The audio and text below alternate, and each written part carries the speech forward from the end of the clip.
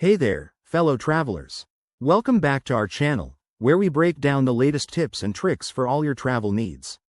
Today, we're diving into something super straightforward but incredibly helpful: how to leave a review on Expedia in 2025. Whether you've just returned from an amazing hotel stay or a not-so-great rental, your feedback can make a big difference for other users. So, let's jump right in and get you set up in no time. First things first, make sure you're logged into your Expedia account. If you don't have one, it's quick to sign up.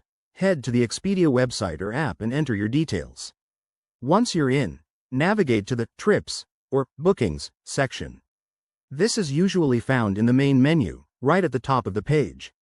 Here, you'll see a list of your past and upcoming reservations.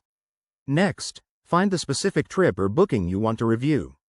Look for an option that says Review or Rate Your Stay next to the booking details. Click on that, and you'll be taken to a page where you can start rating your experience. Expedia typically uses a star rating system, so give it a 1 to 5 stars based on your satisfaction. Now, for the fun part, writing your review. You'll have a text box to share your thoughts. Be specific about what you loved or what could be improved, like the cleanliness of the room or the helpfulness of the staff. Keep it honest, balanced, and polite to help future travelers the most. If there are photos from your trip, you might even have the option to upload them for extra impact. Once you're done, hit the Submit button.